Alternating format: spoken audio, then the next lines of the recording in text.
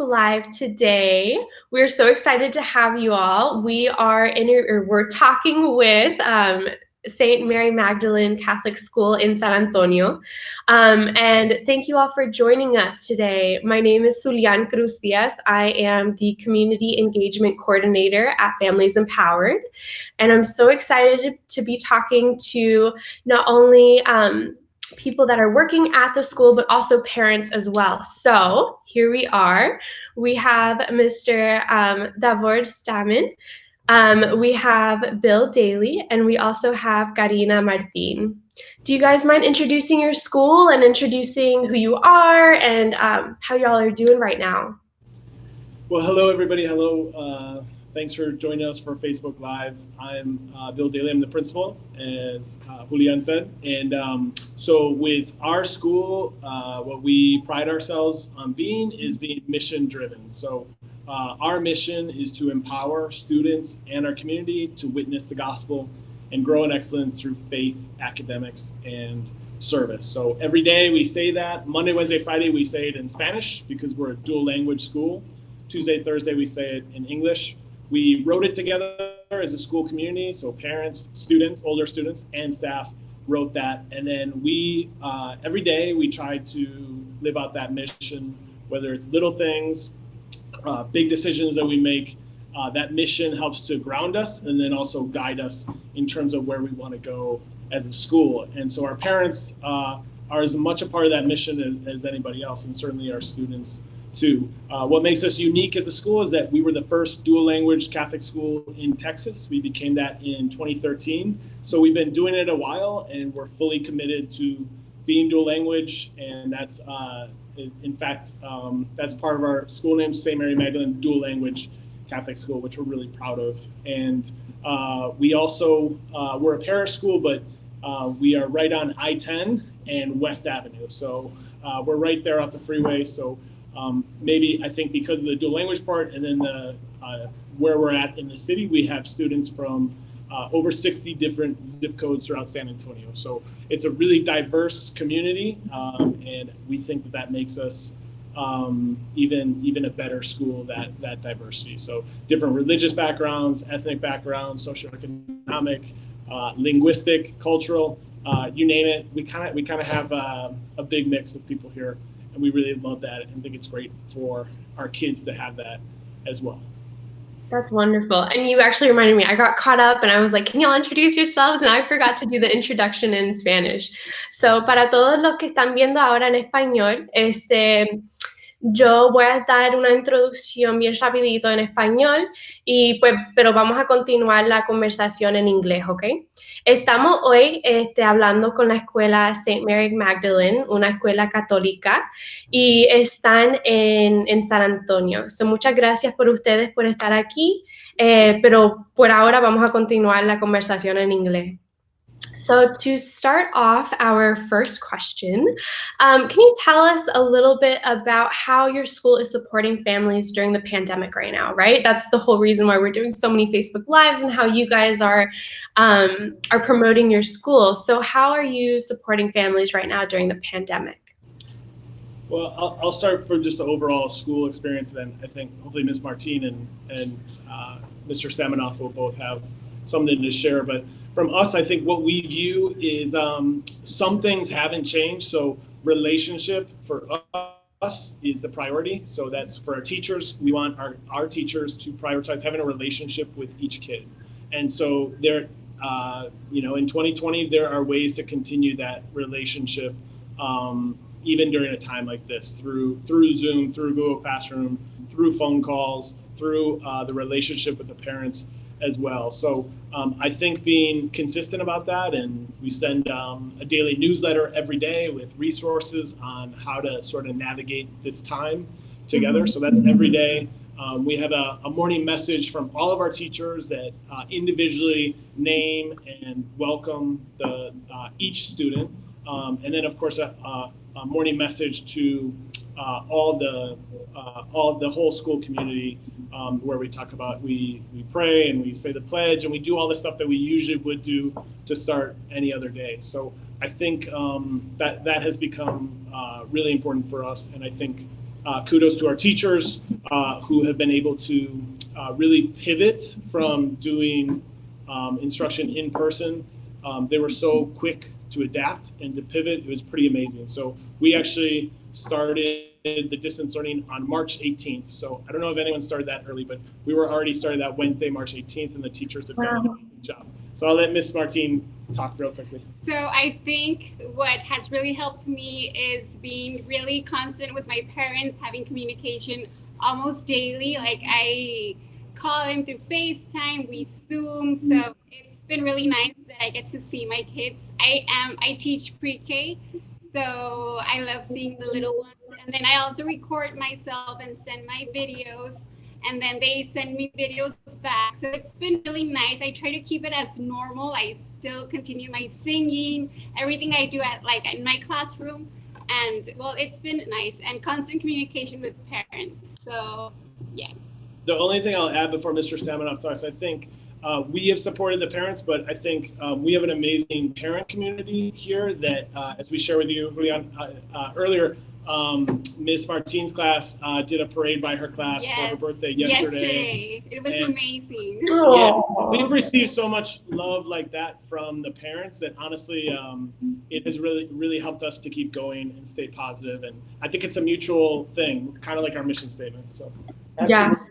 Absolutely. And I think that's really what it is. It's the constant commitment together.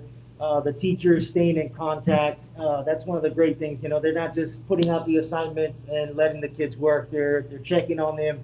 They're contacting the parents if there's something missing. I mean, it's just it's continuous, making sure that things are going in the same process as they were when they were in the classroom. And that's the great thing.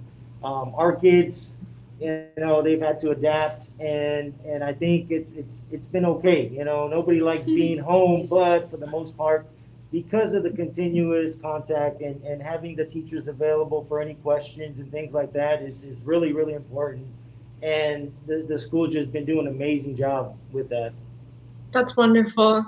And yeah, it must be so difficult right now as being a school, right, and trying to keep some kind of consistency as what life was before, right? So like the pledge, how you mentioned earlier, and different things that were part of your routine, you're continuously doing it even during this pandemic. So I think that's really great, because we all know all kids are really resilient, but as long as we can keep a little bit of normality, that's the best we can do. Thank you. So I know we were talking a little bit about the pandemic. So do you mind telling me a little bit about what a typical day of distance learning is? I'll let Miss Martine. Oh, okay. So what I do with my little ones, I usually record myself giving out my lectures, and then I just post them to Google Classroom, and then I have them record their assignments back to me. So that's what we've been doing. And then we have Zoom meetings twice a week. So that's been nice too, that I get to constantly be seeing them. Then I do random FaceTime calls to them. And well, that's pretty much what we've been doing with that as a teacher. And yeah, and I would say as a school, what we try to do is, I think a really important part of all this is to blend really high quality, rigorous education, but also be really understanding of the parents, and they're all in a different situation. Some are trying to work from home and do the homeschooling, such as myself. So we try to be patient with the parents, and but at the same time offer a great education, but be understanding about, for example, deadlines and stuff like that. I think we're much more forgiving in terms of that, and just we understand and we want to support the parents through that. We also offer virtual mass every Wednesday, so we do that through Facebook Live. That's a great way for the kids to stay connected through Facebook Live. So we use a lot of different tools, whether it's Zoom, Google Classroom, Facebook Live. We have educational software like Accelerated Reader. We have that. We have Imagine Español, which is a great Spanish educational software that the kids can do. Also Success Maker. So we had some of these tools already in place, along with Chromebooks for our 2nd through 8th graders. So that helped us to do the kind of pivot that we did pretty quickly. Right, especially because you started early, yeah. Yeah. So But from a parent perspective, I would just say that because I think maybe Mr. Stamanoff can talk too, but it is kind of stressful to get the kids going and wake them up and try to find that sort of rhythm. And I think especially the first few weeks were really hard, but the teachers were really forgiving with the principal when their kids didn't turn everything in on time. So I appreciate that, teachers. And they were they're always like a phone call away. They're always just very available. So I don't know if Mr. Stamanoff has.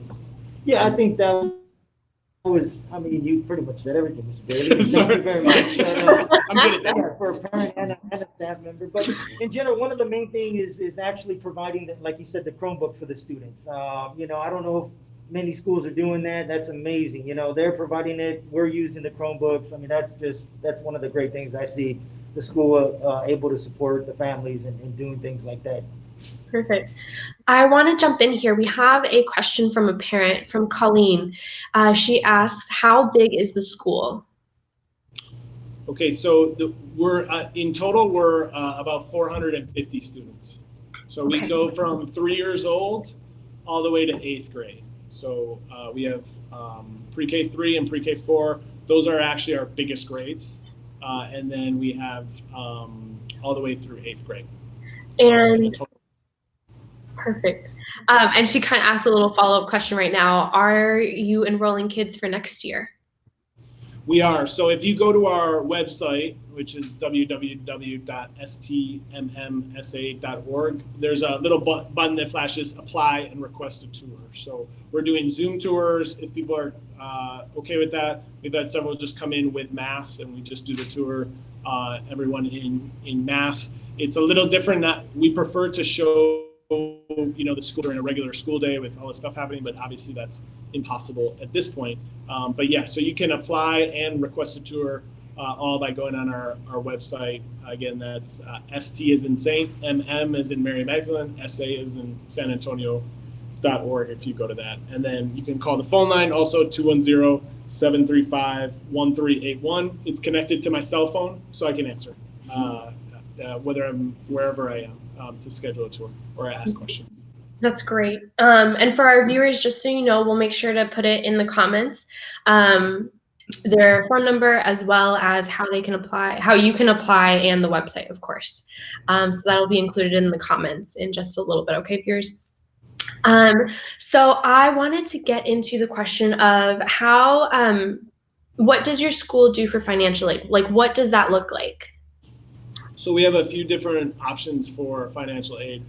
One of the things that we're committed to just from the jump is that we want, like I said at the beginning, a very diverse school in every sense of the word. So socioeconomic is a big piece of that. Mm-hmm. So we try to keep our tuition at basically the most affordable among all the Catholic schools in San Antonio. So we're blessed with a lot of partners that help us to give that tuition assistance to make that possible. But number one is from the front of just that we will work with parents where they're at, work with families where they're at and what they're able to pay.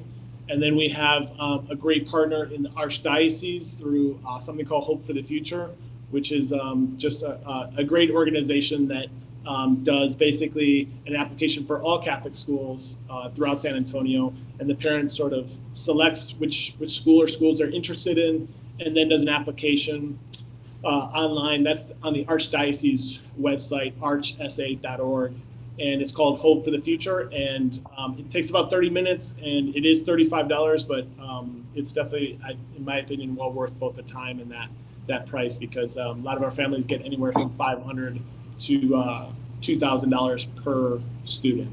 And then for students that are coming from public school or charter school transferring there, we also offer what's called a transfer grant for that as well. So, but there's an array of options for tuition assistance. That's great. Thank you. And so I think there's another question in here just specifically about pre-K. Is pre-K an all day? Or do they do all day, or do they only do part day? Kind of, how does that look like? We do all day. It's a 8 through 3. It's yes, all day. And I think what's great, I think the reason why our pre-K program is big, just to be frank, is one is the language part of how great it is to learn Spanish at a younger age. It's just the earlier you do it, the easier it is. That's one. Number two is, my kids at daycare, but and not to slam daycares, but it is a school. Pre-K 3 is a school. So like Miss Martine has a college degree and educational background, and say with all of our teachers have a college background. The pre-K is not seen as this sort of other wing or other part of our school. They're as much a part as everything. They go to mass, they go to the pep rallies, they wear the uniform. They have, other than a big nap and like a longer recess, they have pretty much the same schedule, like social studies, science, language arts, reading, library. They go to all those sort of things. So I think our pre-K program is very special. Oh, that's wonderful. We have a question from Marie here. It says, my child will be turning 3 the last week of September. What is the limit of the child to get accepted into pre-K? So it's September 1st. We adhere to that deadline. So she would have to be, the child has to be 3 by September 1st in order to enroll. So we'll see you next year, I guess. Perfect. So I actually wanted to ask you guys, I know you kind of touched upon it a little bit, but do you mind expanding a little bit more? Like, what specific grade levels are you enrolling for next year? Yes, so we have all grade levels. We do a rolling admissions. That's why that apply and request tour is always on our website. In some cases, we do get a waiting list, especially with pre-K. But for the most part, we are enrolling, and we plan to be enrolling all the way through July. So we have from 3 years old. So if you turn 3 this summer, and the only other requirement is being potty trained. So if you're 3 by September 1st or on September 1st, then you can enroll in our pre-K 3 program. We have 3 classes of pre-K 3. The other great thing, in my opinion, about pre-K is that we cap the size at 17 for the classes. So it's about an 8-to-1. In pre-K 4 this year is about a 7-to-1 ratio. So there's 2 teachers in each classroom. And then we go all the way up through 8th grade. And with our middle school, I think one of the great things about our middle school is we have a partnership with University of the Incarnate Word. It's called the Brain Power Connection. And so our 8th graders this year, many of them are going to the Brain Power schools. And we have a great relationship with all the Catholic high schools, from Central Catholic to Holy Cross, Providence, Incarnate Word High School, Antonian, St. Gerard, trying to remember all of them, and St. Anthony's High School. So the high schools also have done a great job of helping out our graduates and giving them the best experience possible for high school. That's wonderful. So we have a question from Kat. It says, any idea on how drop-off will work next year? Do you have do you envision any changes? I love being able to walk my daughter in. Yeah, so I think that's one of my favorite parts of the day too. We do that morning walk-in is beautiful. I think that what we will do is we will adhere to generally what SAISD, what the public school ISDs and the other Catholic schools, the Archdiocese recommends. If I'm being honest, I would think that some of the measures that are going to take place are probably fewer adults coming into the building. And then, of course, I think mask requirements, I don't see that going away. I think that adults coming into the building will have to wear masks. And then if I'm also being honest, I think there's a potential for like temperature checks before entering the building as well. And we're prepared for that in terms of getting the fancy thermometers. We've already got those, and like buying some masks and having like an entire room full of sanitizer. And then we're also talking about doing like a few more sinks. Well, we've already started building some water basins in the hallways just for more easy access to hand washing. So. That's wonderful. Wow. So you're already going in and making physical changes to be able Right. to be ready for the fall. Right. Yeah. That's great. Wow, that's wonderful.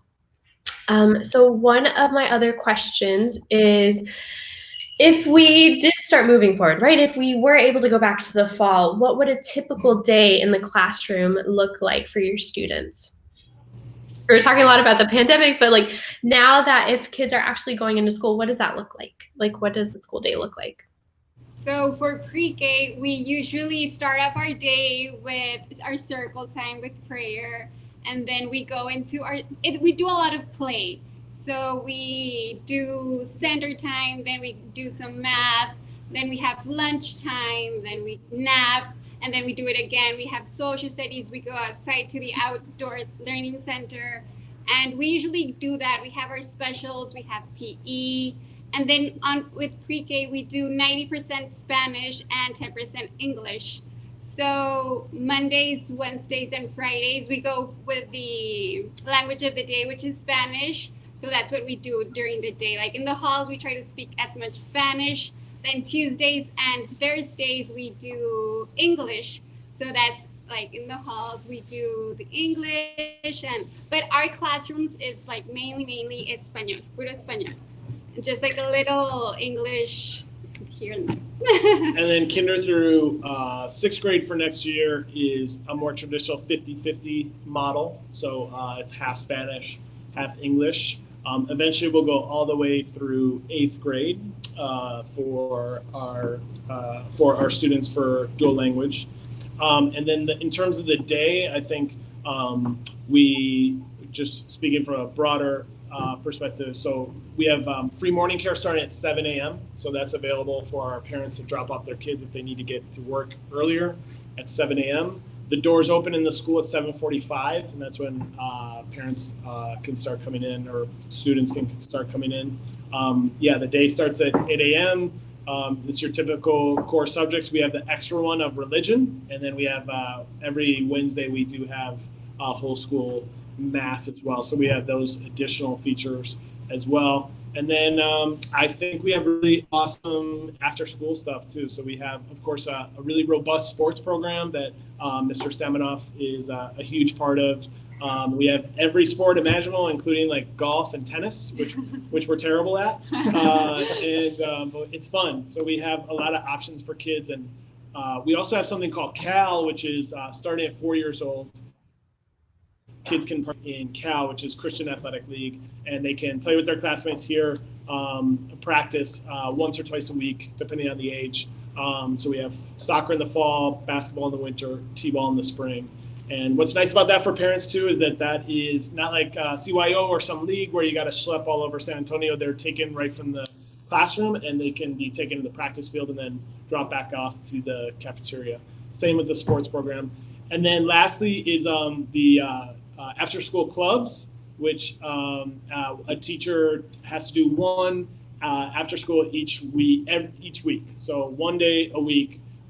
Miss Martine, what did you do? Spanish club. So she had Spanish club. I had like chess club, and we had everything from like Zumba to gardening to jewelry to baile folklorico, like all different options. What's awesome about those is that they're free. So there's no extra cost to those, and it extends the academic day until 4:30 without cost again. So that's really nice. And then it builds community because, for example, my son might be in Miss Martine's club with a bunch of other like pre-K kids or kinder kids, and then get to know, even if he doesn't have Miss Martine as a teacher, get to know Miss Martine, and it builds community while lengthening the academic day and giving parents a little bit of breather in terms of getting over here to pick up their children. And then we have after school care until 6 p.m. and that is an extra fee. Don't quote me. I think it's around $200 a month.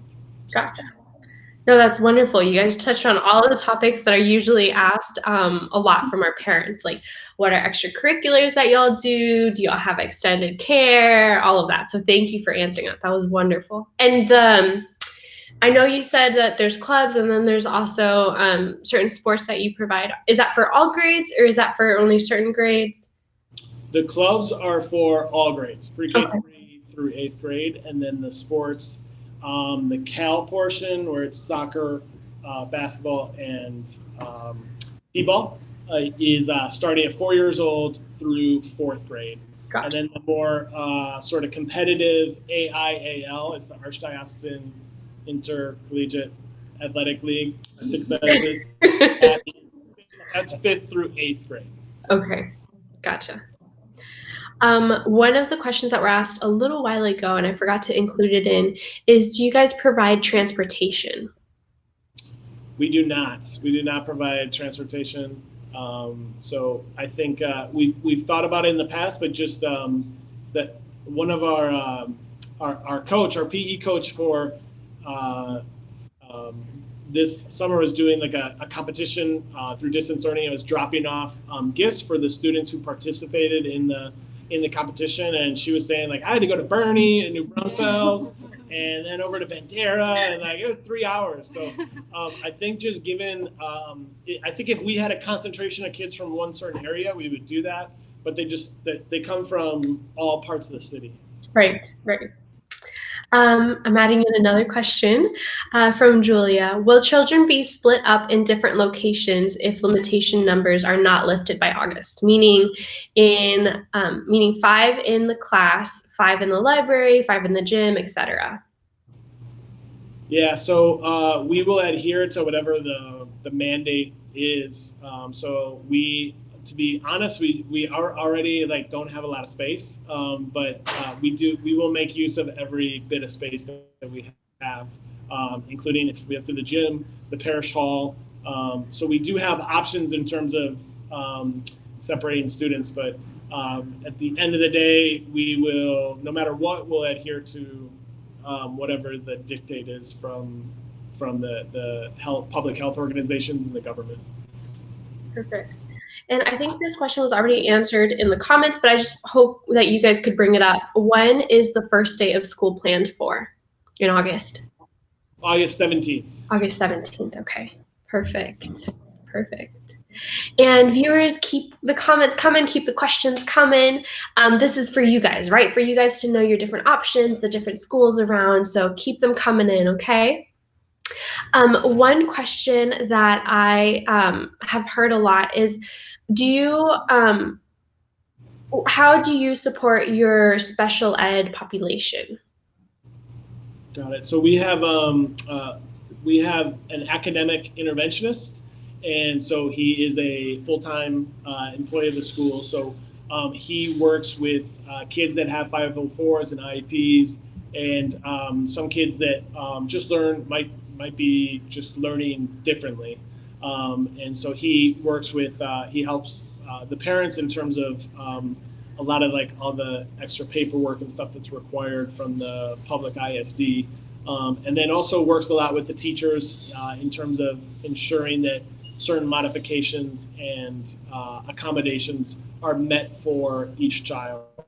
And I know that he works a lot with the teachers. I don't know if you want to share, Ms. Martinez. Yes, like right now he's been Zooming in with us, just asking us like, how are you doing with our parents? Do you need any help? Like he's been helping us a lot now that we've been through distance learning. So yes, he's helpful.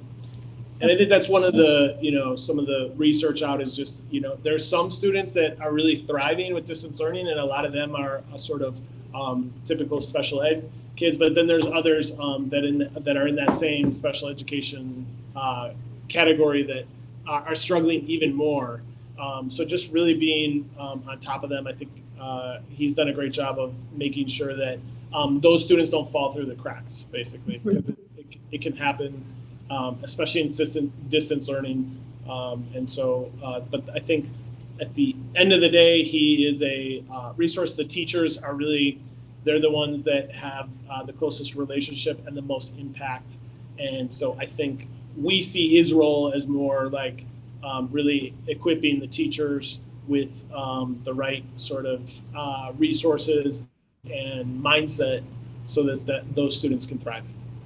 That's wonderful. So it's more of a whole rounded, right, evaluation, like support, rather than just we're going to get this done, right? It's well rounded. And I think another part of that well-roundedness is the counselor. So we have just a great counselor as well who has been doing, daily, weekly check-ins with not just with kids, but also with the staff as well. Because it is, this is just a trying time in general in terms of anxiety, in terms of really feeling sometimes just completely lost. And she's done a great job of making sure that, again, the students don't fall through the cracks, and that we have our finger on the pulse of those students in our school community.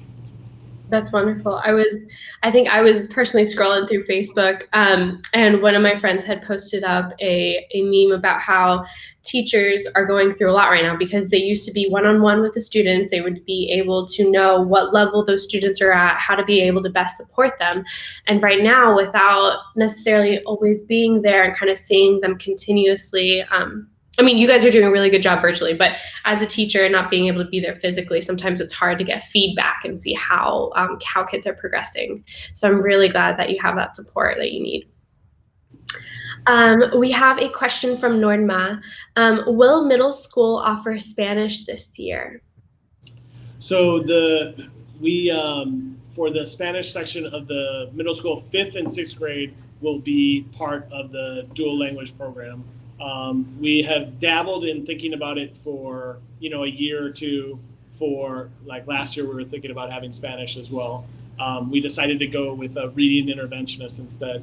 The thinking is that we will eventually have, all of the school from pre-K 3 to 8th grade be dual language. So at the end of the day, we prioritize the dual language over a core, just having an elective class of Spanish, because of, and mainly that's research-based in terms of just the idea that in terms of learning Spanish, that the dual language element is just far more effective than just having a class. I was exhibit A of that. I had like Spanish, it's like one class all of middle school, and I couldn't speak a lick of it, nor understand any of it. I could conjugate a verb, but that's about it. And so I think we're fully committed to the dual language. I won't rule out having Spanish as for our 7th and 8th graders. It just depends on staffing as well, which, as y'all might know, is kind of up in the air right now in terms of how the classes will look, what the ratio. Are we going to have 10 kids per class? Or are we going to have 20? That could all sort of play a factor in it. So it's a possibility. I know that's probably not the answer Norma was looking for, but maybe. Perfect. So is there anything that you guys have on your tours that a lot of parents have questions about in particular that we haven't covered yet? What do you guys hear from parents whenever you're doing tours or whenever they're asking anything?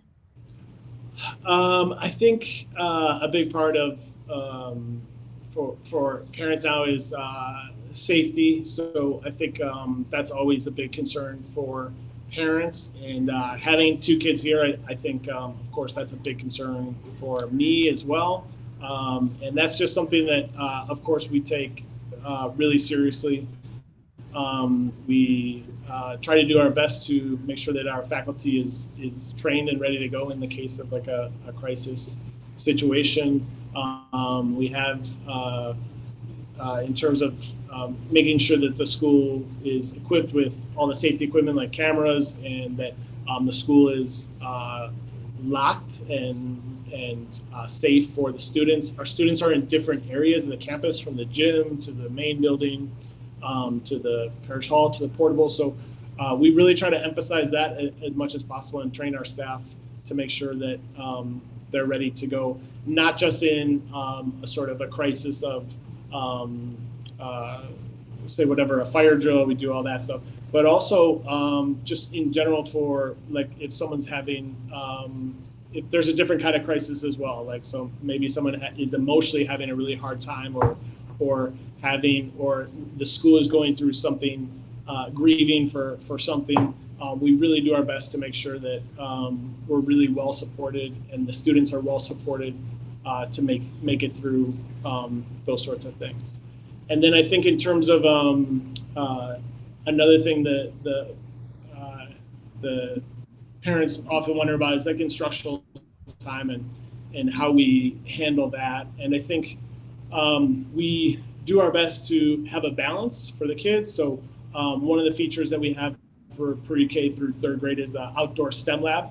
So that's through a partnership with Pre-K 4SA, but it's basically an outdoor classroom where the students learn different engineering, mathematics, science, and technology concepts in an outdoor setting with like a magnet wall and like turf and like different water tables, sensory tables, all that stuff. So Ms. Martin, maybe you could talk about the Yes, outdoor STEM. Yes. Do you mind explaining what STEM is as well? Yeah, so it's STEM stands for science, technology, engineering, and math. Perfect. So and there's ways to emphasize that, of course, in a traditional classroom setting, but we built an outdoor lab in our courtyard that is specifically designed to sort of elicit that sort of learning. Gotcha. So yes, they love going to the outdoor STEM lab. We usually divide them by groups. They have different centers. They have blocks. They have water centers. There's even a library center. They really enjoy it. We usually go out for like 40 minutes and they never want to come back in. They love going outside. It's super fun and it's nice for them. It's a lot of learning for them as well. And thanks to Pre-K 4SA too, that the teachers have been, so it's not just like, going out to recess or taking your inside classroom outside, that there's a lot of planning involved. And there's a different way to like teach out there, and they've done a really good job of helping our teachers make the most out of that space. We still have the traditional playground, which is important too, I think, just for kids to just be free and run around and do whatever they want for however amount of time. But it's also so important. I think the research keeps showing that kids don't go outside enough, and they have too much screen time, not enough sunshine, and like having the kids out there, it just really helps, I think, everybody. I think it helps them spiritually, physically, and in other ways as well. So yeah, that's wonderful. That's so creative. I've never heard of that, a STEM lab outside. That is so cool. One of our questions from a parent, Colleen, how will you assess learning loss when kids come back? Lots of kids may have gaps in their learning. So what we typically do, I'll let Ms. Martin handle like the pre-K, but what we typically do is that whole first week is just kind of figuring out where kids are at. We have some like objective standardized measures that we use, which is a big one for us is Success Maker, that they do that in August, and it's something called an IP, which is initial placement. And that's an objective way to just basically what's their reading level at and what's their math level at, where are they at in there. We also have, so for returning students, we have portfolios. Those get passed on to the next teacher so that they can see sort of the growth of that student, but also where that student ended up at. And so those are some of the objective things that we do. I don't know, for you, how do you, for pre-K? So for pre-K, I think we usually, some of them, like most of them are new. We just try to like get to know them as much, like for the first month, like go over routines and like get to know like what they're feeling, like what they like, what they don't like, and just getting to know them, like constantly just being there with them, going eye level to them and just being there for them. I think that's what really gets us to like have them be safe and comfortable in the classroom, just having a good communication with the teacher. So that's what we usually do like the first month of school. We go over the school, we walk around the halls just for them to like know this is their safe place and they're going to be here and they're going to be okay. And well, and then they open up and it's easier for us to like teach them and have them feel comfortable with where they are. I think that also goes for the older kids too. Like the priority for us is that the kids feel that they're safe, that they belong at the school. And of course, I think I'm biased, but through the Catholic way of teaching too, it's just such a great toolkit to create that sort of community, that belonging. Because I think sometimes too, the priority is too much on just giving like an assessment, like a formal assessment, and where is this kid at? Like, right away, I think you might not even get an accurate assessment at that point if they're so overwhelmed with a new school or just coming off of this sort of thing. Usually, it is it is a priority for us to know academically where they're at and where they stand, but it's not the top priority for us. And we usually also like talk to parents, like what are your kids' likes and dislikes? Like what are they comfortable with? What do they like to do, so that we can like know the child and like get to be where they are before having to meet with them. Yes. Gotcha. And Mr. Oh, he ran away. I was gonna ask a question. As a parent, how do you feel? How do you feel that the teachers have supported your child as they've been here? Well, touching back, like we said, one of the things that I really noticed is the constant contact, engaging with the students. The videos are amazing. You know, I got to see a couple of the teachers for my son's homework, but I think it's just the whole support, the whole administration, the way everybody's together, making sure that the children are still learning. That's the important thing. And like Mr. Daly said, you know, it's rough getting the kids in a schedule every morning. We had to kind of change ours. We're not getting up at 8 in the morning.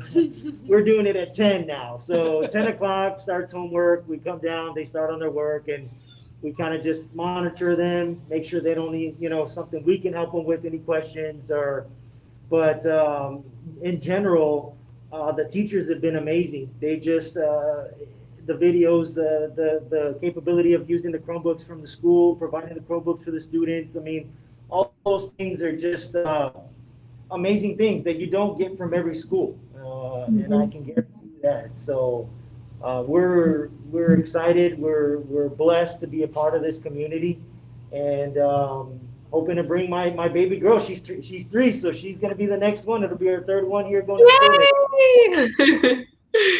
No, and what you were saying about the Chromebooks, it's huge, right? Because there's a difference between having one computer at home. So if you need it when we were back in, not even 6 months ago, right, during normal time, when a student or when one of your kids needs a computer, they could use it. But what happens when everybody's virtually learning, right? Not everybody can be sharing one computer. So it's really great that every single student has a Chromebook of their own. Absolutely. Yeah. I believe we have a question about the STEM program. Is it free, and how many times a week do you use the STEM program? So the answer is it's embedded into the school day, the instructional day. So it is free. There's no extra cost to that. And then they go 3 times a week for in like 30 or 45-minute blocks. Yes. Great. Perfect. And I think one of the last questions from our parents, feel free to put in any last minute questions, but this one that I see here is about tuition. If there's a tuition, are there scholarships for families who need financial assistance? I think we touched upon it a little bit at the beginning, but do you mind just kind of reviewing that a little bit more? Yeah, of course. So we, so when you apply and you request a tour, that's one of the things we talk about is the cost breakdown of the school, and then we talk with each individual parent. We give that cost breakdown, and then offer different options for financial assistance. So, like I mentioned, the big one is Hope for the Future through the Archdiocese. So that's one that offers tuition assistance to all kids going to a Catholic school. Or it's available to apply for all kids going to a Catholic school. So that's a huge part of our tuition assistance package, and we have several other foundations that have offered tuition assistance help. So our you know, just from where we're coming from, we as I mentioned before too, like we really prioritize diversity in every way. And so we want, as you know, for parents who really want to send their child to a Catholic school, we find it very hard to say no, put it that way. And we want them to have a Catholic education, and especially being the only dual language Catholic school in San Antonio, we really want to offer that to as many parents as possible. So we do our best to get that funding for our parents. That's great. That's great. I think this is going to be our last question before I'll have you guys wrap up any last minute things that you wanted to include. But from Sarela, how many teachers will there be per pre-K class? So there's 2 teachers per pre-K class. We have 3 pre-K 3 classrooms and 5 pre-K 4 classrooms. So they're in this hallway where there's about 16 of them. So that's 8 classrooms. So there's 16 teachers in there. And then they also have Madre Essie, who's our sister from Mexico, teaches religion to the pre-K. And so they have a minimum 2 teachers per classroom. And like I said, we kept our ratio this past year was 7-to-1 for each classroom. So wow. pretty good ratio, yeah. Yeah, that's wonderful. Do you mind each of you just saying any last minute things that you wanted to include in our conversation? Put you on the spot there, sorry. I just, as a parent, and actually last 4 years being involved in some semi-administration, coaching, assistant coaching, and now last couple of years being a head coach, it's an amazing community here, and anybody that's asked, I would always tell our friends, hey, come check it out, give them a chance. You know what I mean? It's just the things that evolve in this school with the administration, the way things are, it's just a blessing. We love it. The community is very close. We look out for each other. Parents get involved constantly. We have a ton of parent volunteers, whether it be for certain events or for sporting events or snacks for the kids at the end of practice. I mean, some of those things, it's really hard to find, and the school has those things. And if people are willing to give it a shot and join our community, hey, we're here to accept anybody. And as a teacher, I highly recommend this school. This is like a big family. I feel it's super welcoming. It's very loving, and well, yeah, I highly recommend this. The community out here, parents, everybody's very involved, and well, you feel like you're at home. I'm not from San Antonio, so I'm away from my parents, but once I get here, I just feel like, okay, this is my second family. It's amazing. So yes. Yeah, I would just say that with our school, I think the combination of tradition and innovation is really important, especially in these times. I think having the faith tradition that we have has helped root our kids and our parents in something firm, especially in a time like this with everything that's going on with the pandemic. It's really helped them to be stable. But I think our emphasis on always growing, always innovating is so important, technology-wise, dual language-wise. We want to do that sort of innovation so that we can pivot, and kudos again to the teachers who were able to kick off the dual language program by that Wednesday, the March 18th. Really, basically, our kids missed 2 days of schooling because of that. And I think it's because they have that sort of community as teachers and as a staff through the faith aspect. And then they're all committed to, they kind of know that we're always emphasizing how can you get better, how can you innovate, how can you get better.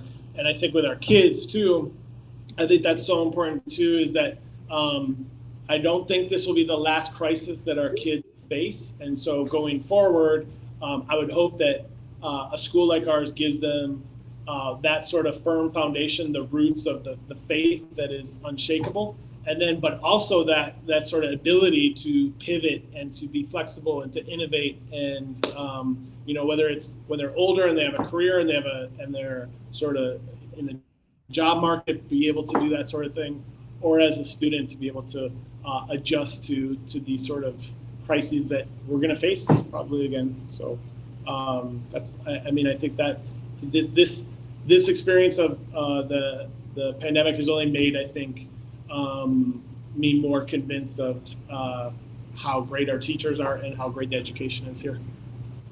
That's great. Thank you And guys.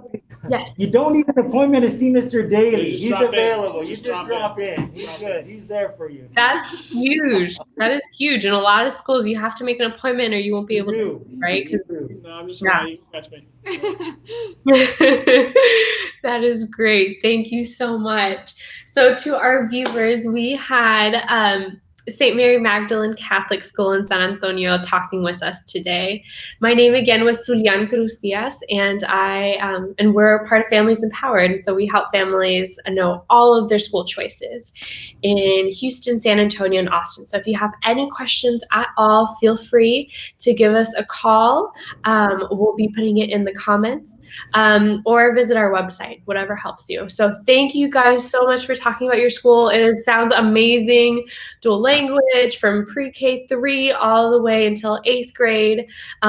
Your programs sound amazing. So thank you for the work that you guys do, and thank you for adapting so quickly. I don't know how your teachers could only do it in 2 days. That was amazing. And so thank you. It sounds like you really have a really great supportive community behind you too. So great. Thank you. Thank you. Thank you to everybody. Yes.